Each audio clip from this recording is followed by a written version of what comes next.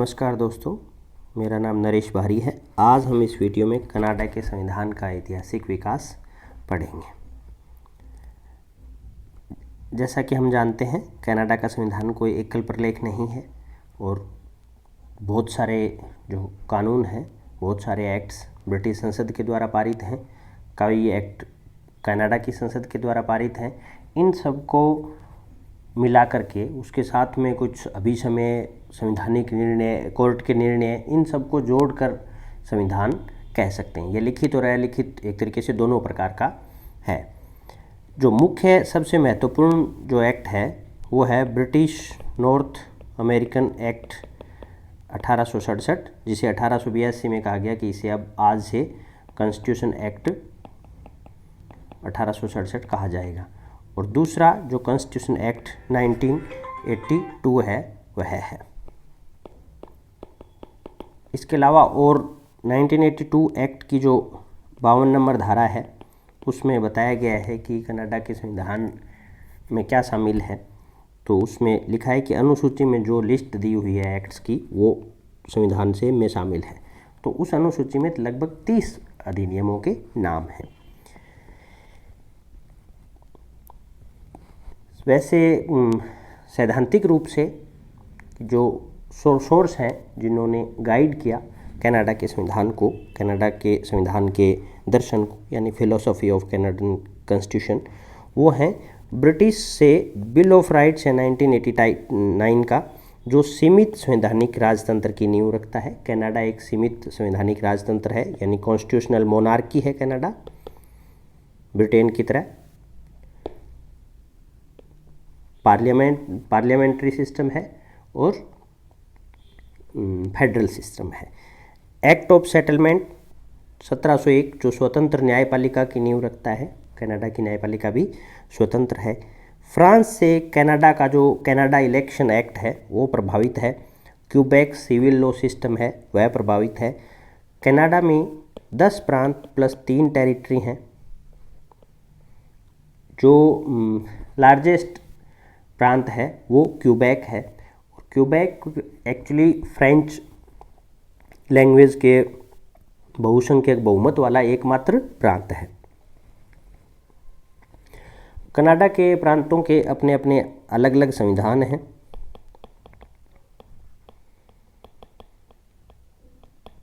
तो वहाँ जो कानून का स्वरूप है वो हर राज्य से दूसरे राज्य में अलग हो सकता है। इसलिए क्यूबेक का जो सिविल लॉ सिस्टम है वह फ्रांस से प्रभावित है और यह फ्रेंच डोमिनेट स्टेट है। अमेरिका से इन्होंने शक्तियों के बंटवारे से संघीय व्यवस्था तथा अधिकार और स्वतंत्रताओं का चार्टर अमेरिका के दर्शन से प्रभावित है।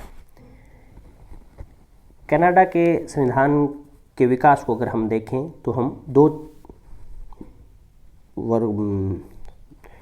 काल में मुख्य रूप से बांट सकते हैं। पहला है प्री फेडरेशन काल और दूसरा है प्री कन्फेडरेशन और दूसरा है पोस्ट कन्फेडरेशन। कन्फेडरेशन 1867 में confederation British north American act से बना। 2 सदन की संसद बनी कनाडा में, ओटावा में, सीनेट और house of Commons. House of Commons जनसंख्या के आधार पर और सीनेट्स में कनाडा के 3 उस समय रीजन थे, तो 3 रीजन से प्रत्येक रीजन से 24 सदस्यों के आधार पर 72 सदस्यीय सीनेट का गठन किया गया। तो 1867 के बाद में किस प्रकार से कनाडा के संविधान का विकास हुआ और उससे पहले कैसे होता है। 1663 से पहले जो कनाडा है वह उसको एक तरीके से न्यू फ्रांस कह सकते हैं, क्योंकि फ्रांस की कॉलोनी थी, इसलिए न्यू फ्रांस का नियंत्रण चार्टेड कंपनियों के हाथ में था। 1663 में फ्रांस का जो उत्तरी अमेरिका का क्षेत्र है जिसमें कनाडा आता है वो सीधे शाही शासन के अधीन आ गया, यानी रॉयल जो सीधे यानी जो फ्रांस की मोनार्क है उसके अधीन आ गया। यानी अब वहाँ कॉस्ट्यूम द पेरिश न्यू फ्रांस का नया संविधान सिविल विधान बन गया। लुई 14वां जीन बैप्टाइज कल्बर्ट के माध्यम से शासन करता था, यानी सीधे फ्रांस के राजा के अधीन आ गया। 18वीं शताब्दी में फ्रांस ब्रिटेन के हाथों हार रहा था, यानी कभी हार रहा था, 2 प्रांत जीतता, एक वापस कर लेते, ये चल रहा था। लेकिन 1756 से 63 के जो प्रसिद्ध सप्तवर्षीय युद्ध हैं फ्रांस और इंग्लैंड के मध्य हुए, उनमें फ्रांस हार गया। परिणाम स्वरूप फ्रांस को न्यू फ्रांस ब्रिटिश कानून के अधीन आ गया, यानी ये एरिया ब्रिटेन को देना पड़ा। 1763 की शाही घोषणा में गवर्नर जेम्स मूरे ने अंग्रेजी कानून और संस्थाओं का क्यूबेक तक विस्तार किया, यानी नया एरिया जुड़ते ही उसे अंग्रेजी कानून के अधीन लाया गया और वहाँ एक 8 व्यक्तियों की परिषद का गठन किया गया। यह निर्वाचित सभा का प्रावधान था, लेकिन यह बनी नहीं, यानी यह निर्वाचित सभा नहीं बनी। देखिए, ये हम जानते हैं कि अंग्रेज़ों का जो शासन था वो हर जगह अलग अलग रूप में था, यानी कनाडा, आयरलैंड, ऑस्ट्रेलिया यहाँ अलग प्रकार का था, और जो थर्ड वर्ल्ड कंट्रीज़ हैं, भारत है, अफ्रीका है, यहाँ अलग प्रकार का था। तो यहाँ आप देखते हैं कि कनाडा में उन्होंने जीतते ही निर्वाचित सभा का प्रावधान करते हैं, लेकिन भारत में कितने लंबे संघर्ष के बाद भी निर्वाचित प्रतिनिधि सभा देने के वो समर्थक नहीं है। इसीलिए दादा भाई नारोजी ने जो अपनी किताब थी उसका टाइटल यही दिया था, द अन ब्रिटिश रूल, यानी भारत में उनकी नज़र में भारत में जो उनका शासन है वह ब्रिटेन के जो उनकी मूल प्रवृत्ति है उसके अनुरूप नहीं है, यानी वो ब्रिटिश प्रकृति का नहीं है।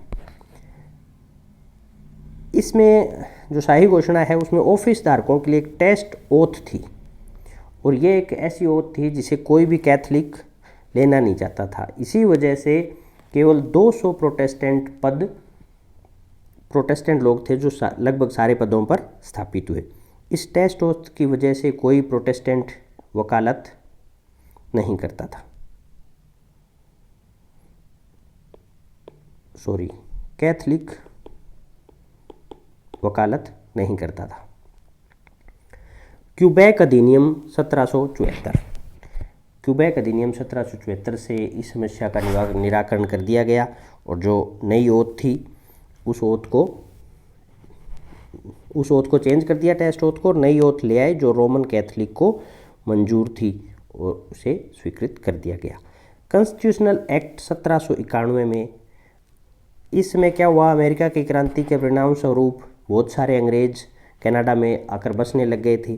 तो 1791 के द्वारा अपर कनाडा ओंटारियो तथा लोअर कनाडा क्यूबेक इन 2 भागों में बांटा। ओटावा नदी दोनों की सीमा बनाती थी, और 1791 के एक्ट से दोनों भागों को द्विसदनात्मक व्यवस्थापिका दी गई।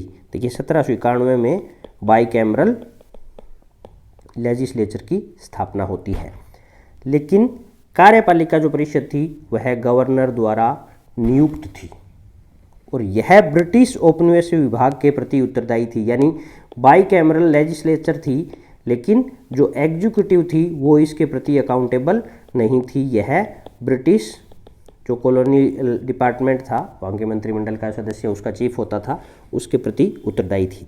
यानी अभी उत्तरदायी सरकार की स्थापना नहीं हुई है, इस वजह से यह गतिरोध चल रहा था। और गतिरोध इस वजह से भी हो रहा था कि कनाडा में इंग्लिश स्पीकिंग लोग और फ्रेंच स्पीकिंग लोगों के बीच में हितों की लड़ाई थी। अंग्रेज शासन जो भी परिवर्तन कर रहा था इस समय तक, वो सब अंग्रेज़ों के डोमिनेंस को सुनिश्चित करने के लिए हो रहे थे, भले ही वो टेस्ट ओथ हो या कनाडा का अपर कनाडा और लोअर कनाडा में विभाजन हो। क्योंकि ये जो अपर कनाडा और लोअर कनाडा में विभाजन था, ये इस हिसाब से था कि सीटें बराबर दे दी गई दोनों पार्ट को, लेकिन अंग्रेज संख्या में कम थे, तो कम अंग्रेजों को भी ज़्यादा सीटें दे दी गई थी। तो यह गतिरोध लगातार चल रहा था। सहमति बनती नहीं दिखी या शासन में सुधार नहीं होता देखकर लॉर्ड डरहम को वहाँ भेजा गया कि आप रिपोर्ट सबमिट कीजिए, कैसे सुधार किया जा सकता है। लॉर्ड डरहम ने रिपोर्ट जमा करवाई। लॉर्ड डरहम रिपोर्ट एक तरीके से जो औपनिवेशिक इतिहास है उसमें वाटरशेड मानी जाती है ब्रिटेन के औपनिवेशिक इतिहास में, क्योंकि इसी से जो औपनिवेशिक प्रवृत्ति है वह बदलती है राज की। गवर्नर द्वारा नियुक्त कार्यकारी परिषद को निर्वाचित परिषद का समर्थन हासिल होना चाहिए, यानी एक तरीके से अकाउंटेबल गवर्नमेंट इस्टेब्लिश करो, डरहम ने यह बात कही। और लोकल पॉलिसी है, जो स्थानीय मामले हैं उनका निर्णय वहीं होना चाहिए, यानी कनाडा में ही होना चाहिए, कनाडा की सरकार के द्वारा होना चाहिए, उनका ब्रिटेन तक उनको लाने का कोई मतलब नहीं है। और जो इंपीरियल इंटरेस्ट है, यानी ब्रिटेन के जो हित हैं, जैसे विदेशी संबंध, व्यापार, संवैधानिक परिवर्तन, सार्वजनिक भूमि का प्रबंधन, ये ब्रिटेन के पास रहें, लोकल इंटरेस्ट नीचे निपटा लिए जाएं।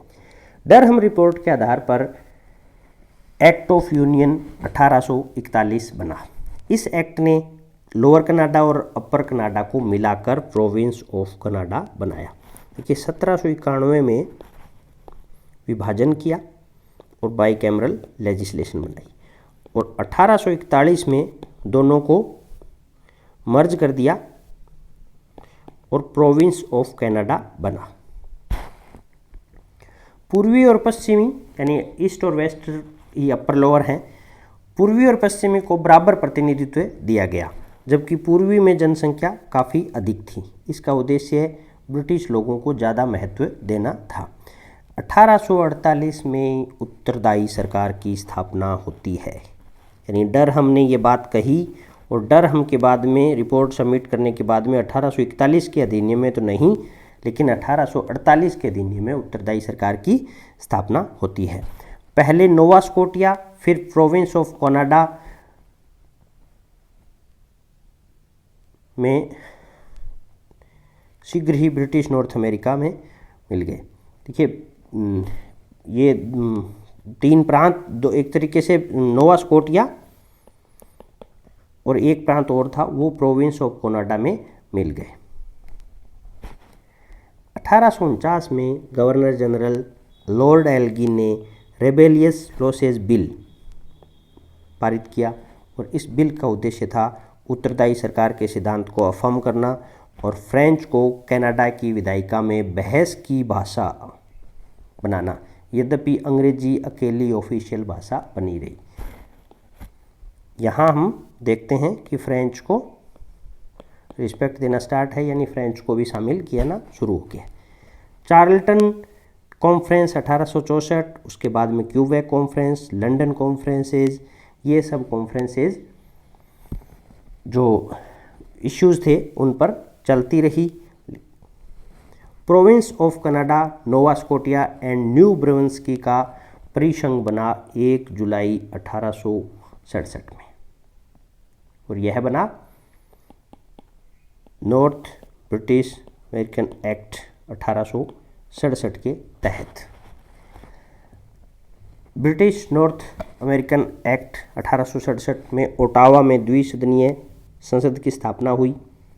यह संसद संघात्मक सदन था, जिसमें सीनेट, हाउस ऑफ कॉमन्स में जनसंख्या के आधार पर सीटें निर्धारित की गई, लेकिन सीनेट में 3 रीजन, प्रत्येक रीजन से 24, उसमें जो 3 रीजन थे ओंटारियो, क्यूबेक और मैरीटाइम प्रोविंस। मैरीटाइम प्रोविंस, इसमें कई प्रोविंस आते हैं, एक प्रोविंस का नाम नहीं है। 1815 में 4 वेस्टर्न प्रोविंस शामिल हो गए, इनको भी, इस क्षेत्र को भी 24 सीटें मिल गई।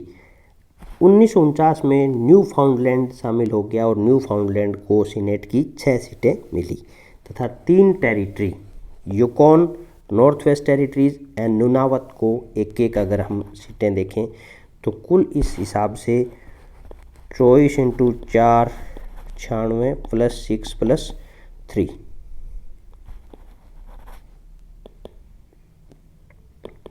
105 सीटें सीनेट में हैं आज की तारीख में। ब्रिटिश नॉर्थ अमेरिकन एक्ट 1867 में जो सदनात्मक व्यवस्था थी उसमें केंद्र अत्यधिक शक्तिशाली था और केंद्र और प्रांतों के मध्य संघर्ष चलता रहा। ये जो संघर्ष था ये मुख्यतः दो बिंदुओं पर था। संविधान में संशोधन की शक्ति किसके पास हो, क्या उससे प्रांतों की सहमति लेनी चाहिए, और दूसरा था कि केंद्र को जो प्रांतों के द्वारा बनाए गए कानून हैं उनको रद्द करने का अधिकार होना चाहिए या नहीं होना चाहिए। इन पर सहमति का अभाव ही रहा। बहुत लंबे टाइम तक लगभग 15-20 कॉन्फ्रेंसेस के बावजूद भी नहीं हुआ। अंतिम रूप से ट्रूडो को एक तरफा संशोधन करने पड़े, वो हम आगे देखेंगे। 1887 में प्रधानमंत्री और 5 प्रांतों के प्रीमियरों की बैठक हुई। प्रांतों के अधिकारों के प्रोत्साहन पर जोर दिया। प्रांतों ने केंद्र के डिसअलाउंस की शक्ति पर आपत्ति जाहिर की। आगे 1919 से 1931 का जो वक्त है वह कनाडा के संवैधानिक विकास में संवैधानिक स्वतंत्रता की ओर बढ़ने का काल है। प्रथम विश्व युद्ध में कनाडा स्वतः युद्ध में शामिल हो गया क्योंकि ब्रिटेन ने घोषणा कर दी थी, लेकिन युद्ध के बाद में वर्साय की संधि में कनाडा ने स्वयं साइन किए और लीग ऑफ नेशन की सदस्यता स्वीकार की। ये दोनों इसकी स्वतंत्रता की ओर बढ़ने के प्रतीक थे। कनाडा ने हैलिबट की संधि साइन की, ये भी उसकी स्वतंत्रता का प्रमाण है कि वो उस डायरेक्शन में बढ़ रहा था। 1926 में गवर्नर जनरल ने पीएम की सलाह के बावजूद संसद भंग की, यानी पीएम की सलाह के बावजूद संसद भंग की, तो पीएम ने इसे घरेलू मामलों में हस्तक्षेप माना, जबकि संवैधानिक रूप से गवर्नर जनरल सही थे। लेकिन पीएम का जो ये मानना है यही इस बात का प्रमाण है कि कनाडा स्वतंत्रता की ओर बढ़ रहा था। 1926 में इंपीरियल कॉन्फ्रेंस में बाल्फर रिपोर्ट बनी। इस रिपोर्ट में कहा गया कि स्वशासित कॉमनवेल्थ डोमिनियन को स्वायत्त और बराबर के समुदाय माना गया, यानी जो स्वशासित जो कॉमनवेल्थ डोमिनियन है, देखिए इनमें भारत नहीं आता था। हमें ये मैंने बताया ना कि ब्रिटेन का स्वरूप है शासन का, वो अलग अलग था। स्वशासित कॉमनवेल्थ जो डोमिनियन है वो स्वायत्त हैं, बराबर हैं एक तरीके से ब्रिटेन के, with in Britain crown, Britain umpire, यानी एक तरीके से उन्हें स्वतंत्र कर दिया गया, बराबर मान लिया गया। दूसरा 1931 का जो वेस्टमिंस्टर एक्ट है उसमें ब्रिटिश संसद ने कहा कि वह डोमिनियन की प्रार्थना और सहमति के बिना उन पर कोई कानून नहीं बनाएगी, यानी एक तरीके से आप अपने कानून स्वयं बनाइए, अब ब्रिटिश संसद आपके लिए कानून नहीं बनाएगी। तीसरा कि जो डोमिनियन है वो ऐसे कानून भी बना सकते हैं जो कॉलोनियल पॉलिसी का उल्लंघन करें, यानी कॉलोनियल पॉलिसी से भी बंधे रहने की ज़रूरत नहीं है। इससे क्या हुआ कि कनाडा अपने नागरिकों की रक्षा के लिए जो एक्स्ट्रा टेरिटोरियल है, यानी बाहर जो व्यापार कर रहे हैं उनकी, या बाहर कनाडा के सैनिक हैं उनकी रक्षा के लिए भी कनाडा कानून बना सकता था। ये कनाडा की स्वतंत्रता के लिए महत्वपूर्ण था। चौथी बात जो बाल्फर रिपोर्ट में कही वो ये थी कि प्रांतों के द्वारा जो कानून बनाए जाते हैं केंद्र उन्हें एक तरफा रद्द नहीं कर सकता,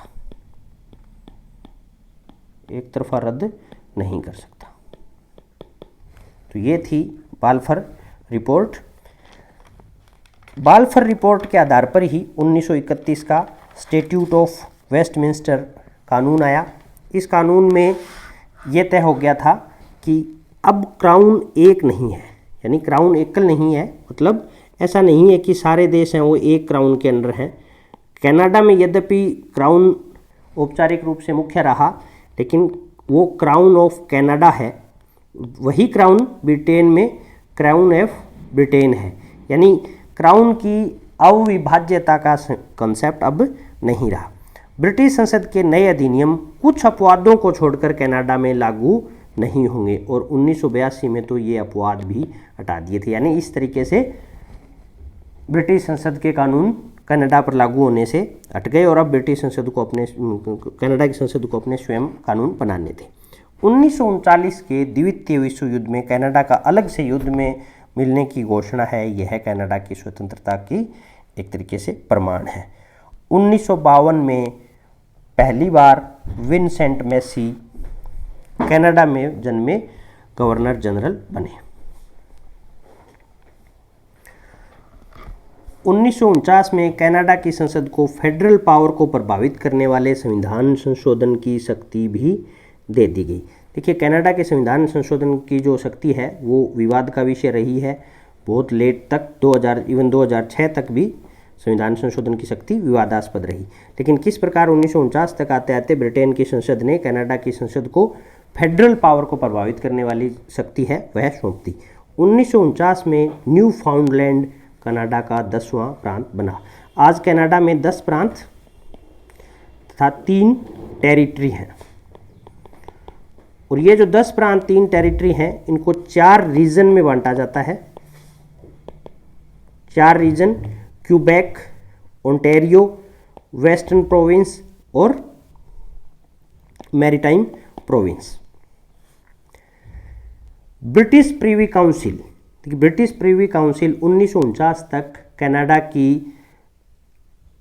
एक तरीके से अपील का सर्वोच्च न्यायालय था, यानी सुप्रीम कोर्ट के बाद भी अपील प्रीवी काउंसिल में होती थी। इवन कुछ एक मामलों में सुप्रीम कोर्ट को बाईपास करके सीधा प्रीवी काउंसिल को भेजे जाते थे। लेकिन प्रीवी काउंसिल है, इसकी जो रोल है कनाडा के संविधान में, इसने व्याख्या की वो कनाडा के संविधान में विकेंद्रीकरण को बढ़ावा देने वाली थी। प्रीवी काउंसिल ने जो ब्रिटिश नॉर्थ अमेरिकन एक्ट 1867 है, इसके जो केंद्रीकृत प्रावधान हैं उनको विकेंद्रीकृत किया।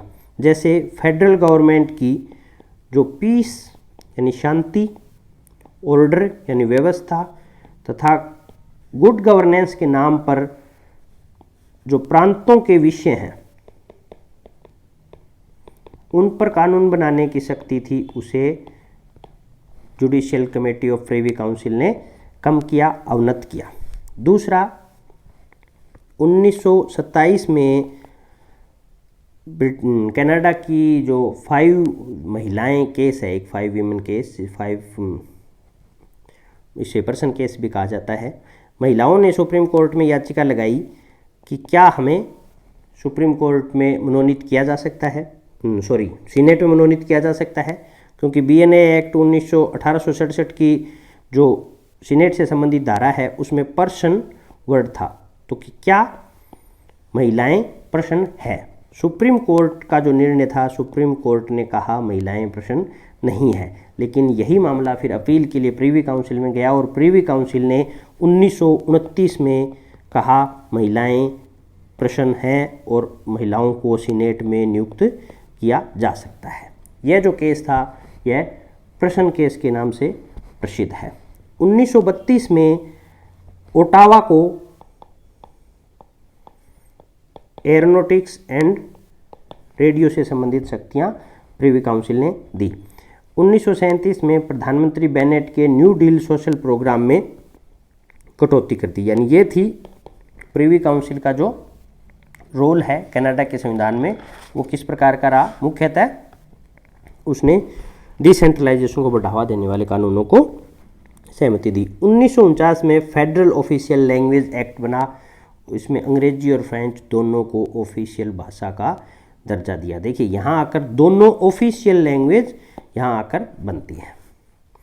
1976 में क्यूबेक में सरकार परिवर्तन होता है। ये देखिए कुछ महत्वपूर्ण घटनाक्रम है जो हमें बताएंगे कि मीच-लैक अकॉर्ड क्या है, क्लैरिटी लॉ क्या है, बिल 99 क्या है। 1976 में क्यूबेक में सरकार परिवर्तन होता है। 1980 में जनमत संग्रह करवाया क्यूबेक ने और 60-40 से उनका जो अलगाव का, पृथक होने का जनमत संग्रह था वह फेल हो गया। कनाडा के जो प्रधानमंत्री ट्रूडो थे, उस समय ट्रूडो थे, आज जो ट्रूडो हैं वो मे बी उनके परिवार के सदस्य हों, लेकिन उस समय जो प्रधानमंत्री ट्रूडो थे उन्होंने संवैधानिक रिन्यूअल का वादा किया 1980 में फेडरल प्रोविंशियल कॉन्फ्रेंस बिना किसी नतीजे के ख़त्म हो गई। ट्रूडो ने कहा केंद्र यूनिलैटरली यानी बिना प्रांतों की सहायता के, बिना प्रांतों की सहमति के 2 बदलाव करेगा।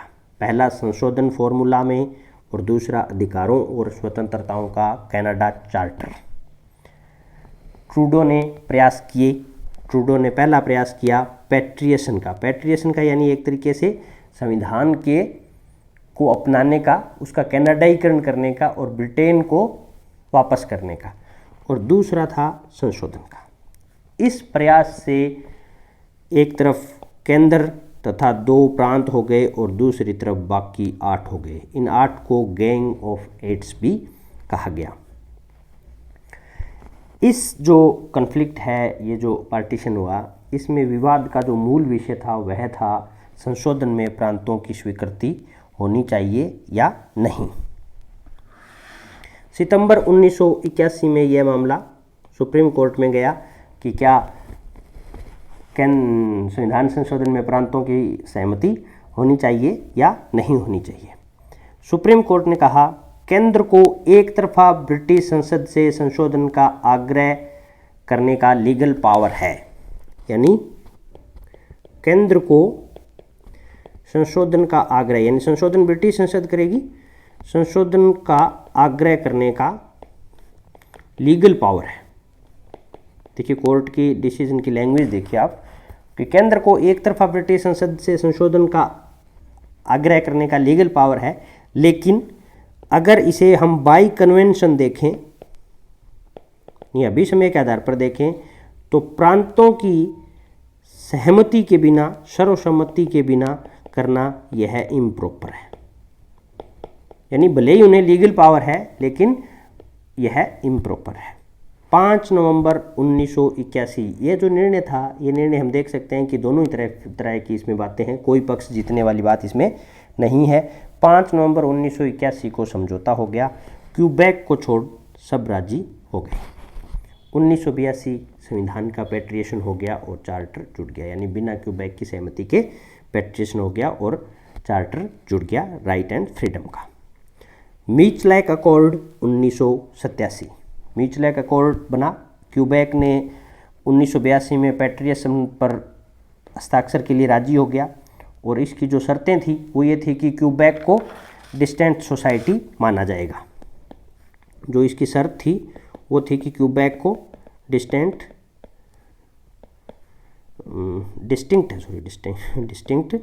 सोसाइटी माना जाएगा। क्यूबेक को डिस्टिंक्ट सोसाइटी माना जाएगा। इस जो अकॉर्ड था उसको 3 साल के अंदर सभी राज्यों से पास करवाना जरूरी था, लेकिन डिस्टिंक्ट सोसाइटी का जो प्रावधान था उस पर सब राज्य सहमत नहीं हुए और 3 साल में यह पारित नहीं हुआ और डेडलॉक आ गया, यानी जो डेडलाइन थी वो निकल चुकी थी, यह नहीं हो पाया। फिर चार्ल्टन अकॉर्ड 1992 आता है। इसमें यह प्रावधान था कि जिसे कनाडा क्लॉज कहा जाता है, जिसने इंडिजीनियस सेल्फ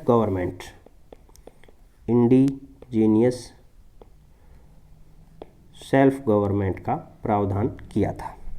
क्यूबेक को इसमें भी डिस्टिंक्ट सोसाइटी माना गया था तथा अन्य राज्यों को वीटो का इसमें प्रावधान किया गया, लेकिन इस पर भी सहमति नहीं बन पाई। क्यूबेक रेफरेंडम 1995, जब सहमति नहीं बन पाई तो इसके विरोध में भी क्यूबेक में फिर से जनमत संग्रह हुआ और यहाँ भी क्यूबेक को जो अलगाव है उसके फेवर में बहुत ज़्यादा वोट नहीं मिले।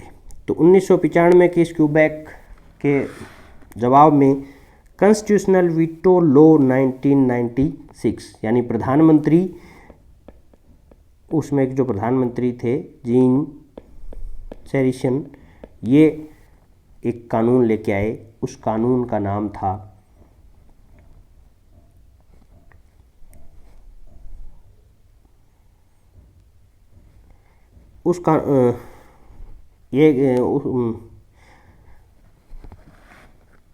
जो चेरिसन जो कानून लेके आए उसमें यह था कि कनाडा को डिस्टिंक्ट सोसाइटी माना गया तथा संविधान संशोधन पर प्रत्येक प्रांत का वीटो था। इसकी लैंग्वेज ये थी कि केंद्र को किसी भी संविधान संशोधन के लिए, यानी किसी भी संविधान संशोधन के लिए क्यूबेक, ओंटारियो तथा ब्रिटिश कोलंबिया प्लस जो अटलांटिक कनाडा है, अटलांटिक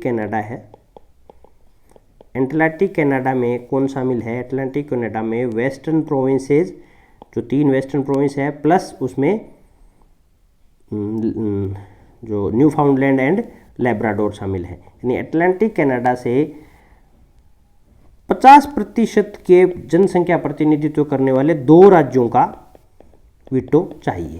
तो ये जो वीटो का इक्वेशन देखते हैं, इसने व्यवहारिक रूप से क्या था, अल्बर्टा को वीटो दे दिया। जो अल्बर्टा प्रांत था उसको वीटो दे दिया, यानी अल्बर्टा चाहेगा तभी संविधान संशोधन हो सकता था। यह जो कानून है एक राजनीतिक चाल थी, इसका उतना वैधानिक महत्व नहीं है जितना कॉन्स्टिट्यूशन एक्ट 1982 के 7/50 रूल का है। यद्यपि कोर्ट में यह मामला अभी तक गया नहीं, कौन सा स्टैंड करता है, कौन सा कितना लीगल स्क्रूटिनी को सहन कर पाएगा, ये भविष्य की बात है। 1995 का जो क्यूबेक का जनमत संग्रह हुआ, उसके बाद में पीएम ने सुप्रीम कोर्ट लेके गए इस इश्यू को क्यूबेक सक्सेशन रेफरेंस केस। सरकार ने कोर्ट से ये पूछा कि क्या ये वैधानिक है किसी प्रांत का यूनिलैटरली पृथक होना। तो सुप्रीम कोर्ट ने जो बात कही, यह प्रश्न हमारे जो एग्ज़ाम हुआ था उसमें भी आया था। सुप्रीम कोर्ट की 9 जजों की बेंच ने जो निर्णय दिया, वो निर्णय की बातें महत्वपूर्ण हैं। सुप्रीम कोर्ट ने कहा औपचारिक संविधान संशोधन के बिना यूनिलैटरली सक्सेशन अवैधानिक है, यानी यूनिलैटरली सक्सेशन है वह अवैधानिक है वर्तमान संविधान में। जब तक संशोधन नहीं कर लिया जाता तब तक यह अवैधानिक है।